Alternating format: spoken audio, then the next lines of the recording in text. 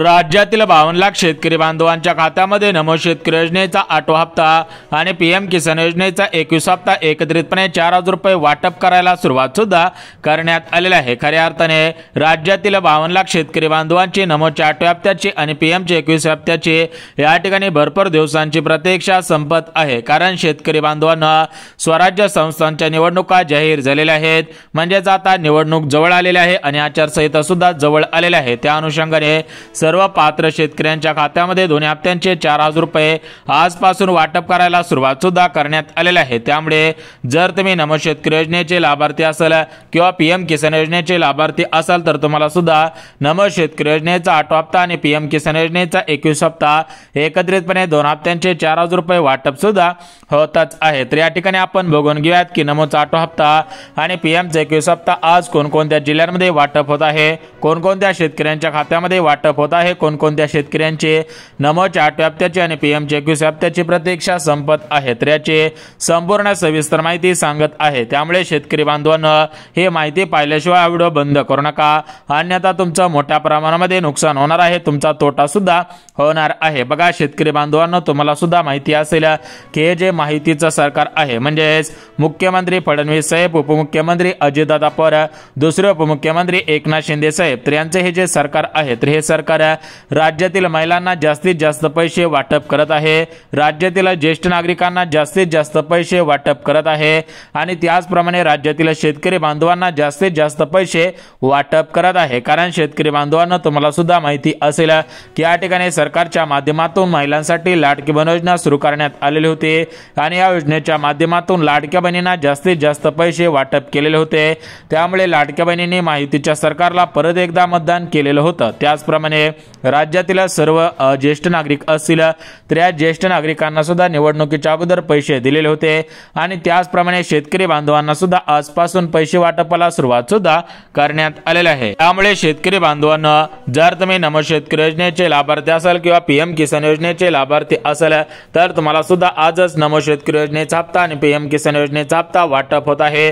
खऱ्या अर्थाने तुमची सुद्धा नमोच्या हप्त्याची आणि पीएमच्या हप्त्याची भरपूर दिवसांची प्रतीक्षा संपत आहे। बघा शेतकरी बांधवांनो, आज पैसे येतील, उद्या पैसे येतील अशा पद्धतीने भरपूर बातम्या फिरत होत्या, परंतु आज सकाळपासून या ठिकाणी राज्याचे उपमुख्यमंत्री तथा अर्थमंत्री अजितदादा पवार, त्यासोबत राज्याचे कृषी मंत्री दत्तात्रय मामाभरणे यांच्या माध्यमातून या ठिकाणी नमोच्या 8व्या हप्त्याची पहिली यादी आणि पीएमच्या 21 हप्त्याची पहिली यादी जाहीर सुद्धा करण्यात आलेली आहे आणि या यादीप्रमाणे या ठिकाणी पैसे वाटपाला मंजुरी सुद्धा देण्यात आलेली आहे। खऱ्या अर्थाने राज्यातील 52 लाख शेतकरी बांधवांची नमोच्या हप्त्याची आणि पीएमच्या हप्त्याची आजपासून प्रतीक्षा संपायला सुरुवात सुद्धा झालेली आहे। जर तुम्ही नमो शेतकरी योजनेचे लाभार्थी असाल, पीएम किसान योजनेचे लाभार्थी असाल तर तुम्हाला नमो शेतकरी योजनेचा हप्ता आणि पीएम किसान योजनेचा हप्ता या ठिकाणी वाटप करायला सुरुवात करण्यात आलेली आहे। खऱ्या अर्थाने तुमची सुद्धा भरपूर दिवसांची प्रतीक्षा संपत आहे, परंतु शेतकरी बांधवांना आज एकाच दिवशी सर्व शेतकरी बांधवांना दोन्ही हप्त्यांचे पैसे वाटप होणार नाहीत। कारण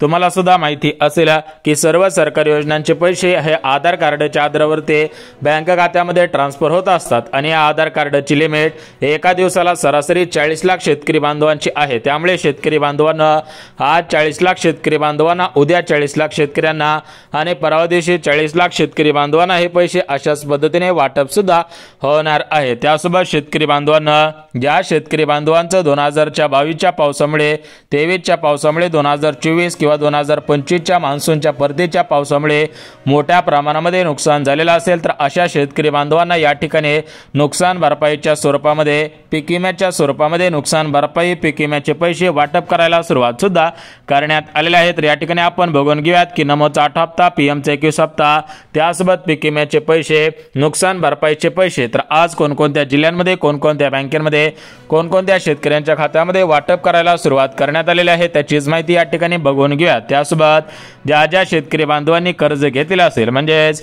जे शेतकरी बांधव कर्ज घेतलेले शेतकरी बांधव असतील त्यांच्यासाठी सुद्धा आनंदाची बातमी आलेली आहे, ती बातमी सुद्धा लगेच सांगतो। तर बघा शेतकरी बांधवांनो, या ठिकाणी आपण सर्वात अगोदर बघून घेऊयात की आज या ठिकाणी नमो शेतकरी योजनेचा 8वा हप्ता आणि पीएम किसान योजनेचा 21 हप्ता कोणकोणत्या जिल्ह्यांमध्ये, कोणकोणत्या बँकेमध्ये, कोणकोणत्या शेतकऱ्यांच्या खात्यामध्ये वाटप होत आहे, कोणकोणत्या कोणकोणत्या शेतकऱ्यांचे नमोच्या हप्त्याचे, पीएमच्या हप्त्याचे, त्यासोबतच विविध योजनांच्या माध्यमातून या ठिकाणी पैसे वाटप होत आहे, तर त्याची प्रतीक्षा कशा पद्धतीने संपत आहे त्याची माहिती सुद्धा देऊन टाकतो। बघा शेतकरी बांधवांनो, आपल्या राज्याचे मुख्यमंत्री देवेंद्र फडणवीस साहेब तर यांचा पक्ष भारतीय जनता पार्टी आणि या पार्टीला जास्तीत जास्त मतदान मिळवायचे आहे। म्हणजेच आता स्वराज्य स्थानिक संस्थांच्या निवडणुका जाहीर झालेल्या आहेत। याच्यामध्ये महानगरपालिका असेल, पंचायत समिती असेल, नगरपंचायत असेल, ग्रामसेवक ग्रामपंचायतचं कार्यालय असेल, त्यासोबत जिल्हा परिषद असेल, तर अशा स्वराज्य स्थानिक संस्थांच्या निवडणुका जाहीर झालेल्या आहेत आणि या निवडणुकांमध्ये भाजप सरकारचे जास्तीत जास्त उमेदवार उभे राहिलेले आहेत, तर यांना जास्तीत जास्त मतदान मिळवायचे आहे। त्यामुळे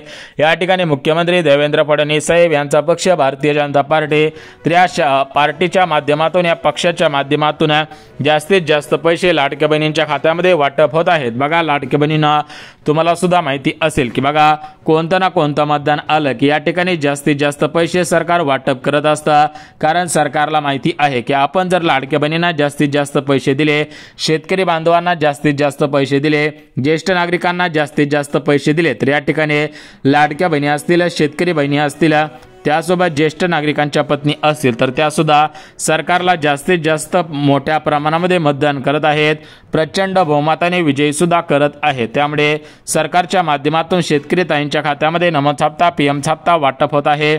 आता या ठिकाणी आपण बघून घ्यात की पीक विम्याचे पैसे, कर्जमाफीविषयी जे अपडेट आलेले आहे, तर ते अपडेट अगदी सविस्तर पद्धतीने सांगत आहे। त्यामुळे ही अपडेट पाहिल्याशिवाय तर व्हिडिओ बंद करू नका, अन्यथा तुमचं मोठ्या प्रमाणामध्ये नुकसान होणार आहे, तुमचा तोटा सुद्धा होऊ शकतो। त्यामुळे जर वाटत असेल की नुकसान होऊ नये, तोटा होऊ नये, तर हा व्हिडिओ शेवटपर्यंत पहा। आता बघा शेतकरी बांधवांनो, आपल्या राज्याचे मुख्यमंत्री देवेंद्र फडणवीस साहेब यांच्या माध्यमातून राज्यातील शेतकरी बांधवांना आर्थिकदृष्ट्या सक्षम बनवण्यासाठी नमो शेतकरी योजना सुरू करण्यात आलेल्या आहे। तुम्हाला सुद्धा माहिती असेल या नमो शेतकरी योजनेच्या माध्यमातून आतापर्यंत प्रत्येक शेतकरी बांधवांपर्यंत नमोचे 7 हप्ते विस्तार झालेले आहेत। म्हणजे प्रत्येक शेतकरी बांधवाला नमो शेतकरी योजनेच्या माध्यमातून 7 हप्त्यांचे 14,000 रुपये आतापर्यंत मिळालेले आहेत। तर या ठिकाणी नमो शेतकरी योजनेच्या माध्यमातून आता 8 हप्ता विस्तार होत आहे, म्हणजे टोटल मिळून 8 हप्त्यांचे 16,000 रुपये वितरित सुद्धा होतच आहे। त्याचप्रमाणे आपल्या भारत देशाचे पंतप्रधान म्हणजेच या ठिकाणी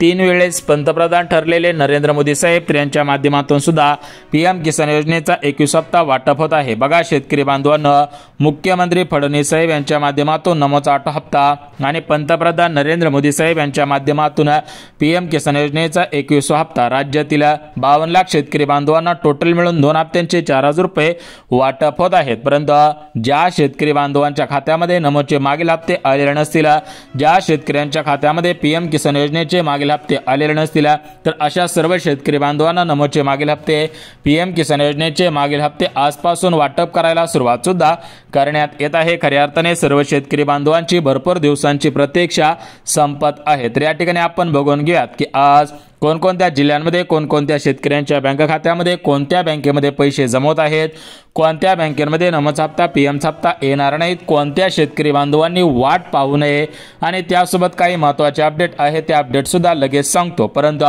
ज्या शेतकरी बांधवांचं 2022, 2023, 2024, 2025 या मागच्या 4 ते 5 वर्षांच्या कालावधीमध्ये जो मोठा पाऊस झाला, तर या पावसामुळे जर नुकसान झालेलं असेल, म्हणजेच तुमचं सोयाबीन असेल, कापूस असेल, तूर असेल, मूग असेल, मका असेल, बाजरी असेल, ज्वारी असेल, हरभरा असेल, तूर असेल, उडदाची डाळे असतील, या ठिकाणी ऊस असेल, त्यासोबत केळी असेल, संत्री असेल, मोसंबी असेल, नारळ असेल, अशा पद्धतीने 60 पेक्षा जास्त नुकसान झालेलं असेल तर तुम्हाला या ठिकाणी पीक विम्याचे पैसे वाटप सुद्धा होत आहेत। म्हणजे सरकारच्या माध्यमातून 60 पिकांची यादी जाहीर करण्यात आलेली आहे। तुम्हाला ती 60 पिकांची यादी या ठिकाणी सविस्तर पद्धतीने वाचून दाखवणार आहे। जर तुमचं पीक या 60 पिकांपैकी असेल आणि या ठिकाणी तुमचं 10%, 20%, 50% किंवा 90% जरी नुकसान झालेलं असेल तरी पण तुम्हाला पीक विमा हा 100% वाटप केला जाईल। जेवढे पण पर्सेंटेज नुकसान झालेले असेल त्याच्या दुप्पट तिप्पट पर्यंत पैसे वाटप केले जात आहेत। तर या ठिकाणी आपण पीक विम्याची माहिती पाहू, त्यासोबत कर्जमाफीविषयी जी महत्त्वाची माहिती आलेली आहे तर ती कर्जमाफीची माहिती सुद्धा सांगत आहे। आता बघा शेतकरी बांधवांना, ज्या शेतकरी बांधवांनी कर्ज घेतलेलं असेल आणि त्यांनी अजून कर्जाची परतफेड केलेली नसेल तर अशा कर्ज घेतलेल्या शेतकरी बांधवांसाठी सुद्धा महत्त्वाचे अपडेट देण्यात आलेले आहे। बघा शेतकरी बांधवांना, या ठिकाणी जर तुम्ही कर्ज घेतलेलं असेल आणि त्या कर्जाची परतफेड अजून केलेली नसेल तर तुमच्यासाठी एक मोठी बातमी समोर या ठिकाणी आलेली आहे। बघा शेतकरी बांधवांना, आपल्या महाराष्ट्र राज्याचे मुख्यमंत्री देवेंद्र फडणवीस साहेब यांनी विधानसभेच्या निवडणुकीच्या अगोदर शब्द दिलेला होता, जो त्यांनी त्यांचा जो पंचनामा होता, त्या जाहीरनामा होता, तर त्या जाहीरनाम्यामध्ये सुद्धा स्पष्टपणे उल्लेख करण्यात आलेला होता की आमचं जर सरकार निवडून आलं, आमचं सरकार बहुमताने आलं तर आम्ही शेतकरी बांधवांची सरसकट 2 लाखांची कर्जमाफी करून टाकू। परंतु शेतकरी बांधवांना, सरकार येऊन 1 वर्ष उलटून गेला, आता 1.5 वर्ष पूर्ण होत आलेला आहे, तरी पण मुख्यमंत्री फडणवीस साहेबांनी कर्जमाफीवरती अद्याप कोणताही निर्णय घेतलेला नव्हता। परंतु आता स्वराज्य स्थानिक संस्थांच्या निवडणुका जाहीर झालेल्या आहेत, आता लवकरच निवडणूक होत आहे, आचारसंहिता लागू होत आहे, त्या अनुषंगाने मुख्यमंत्री फडणवीस साहेब यांच्या माध्यमातून कर्जमाफीची अधिकृतपणे तारीख जाहीर करण्यात आलेली आहे। तर ती तारीख म्हणजे 30 जून 2026, म्हणजेच अजून 6 महिन्यानंतर ही कर्जमाफी होणार आहे। तर या ठिकाणी सर्व कर्जमाफीच्या पात्रता, अटी, शर्ती, नियम जे काय आहेत तर ते या ठिकाणी लावले जाईल। बघा कर्जमाफीची तारीख सांगितली। आता आपण पीक विम्याचे पैसे कोणकोणत्या जिल्ह्यांमध्ये, कोणत्या बँकेमध्ये, कोणत्या पिकासाठी किती पीक विमा वाटप होत आहे, कोणत्या पिकासाठी जास्त पीक विमा सोडण्यात आलेला आहे, कोणत्या पिकासाठी कमी पीक विमा सोडण्यात आलेला आहे, त्यासोबत नमोच हप्ता, पीएम हप्ता कोणाला मिळत आहे, कोणाला मिळणार नाही त्याचीच माहिती देऊन टाकून टाकतो। बघा शेतकरी बांधवांना, तुम्हाला सुद्धा माहिती असेल की बघा नमोच हप्ता आणि पीएम हप्ता प्रत्येक 4 महिन्यानंतर तुमच्या खात्यामध्ये वाटप होत असतो। म्हणजे या ठिकाणी जानेवारी महिना सोडला, फेब्रुवारी, मार्च, एप्रिल, बघा एप्रिल महिन्यामध्ये तुम्हाला 2,000 रुपयांचे 2 हप्ते मिळत। त्यानंतर शेतकरी बांधवांना मे असेल, जून असेल, जुलै असेल, ऑगस्ट असेल तर ऑगस्ट पर्यंत 8 महिने पूर्ण होतात।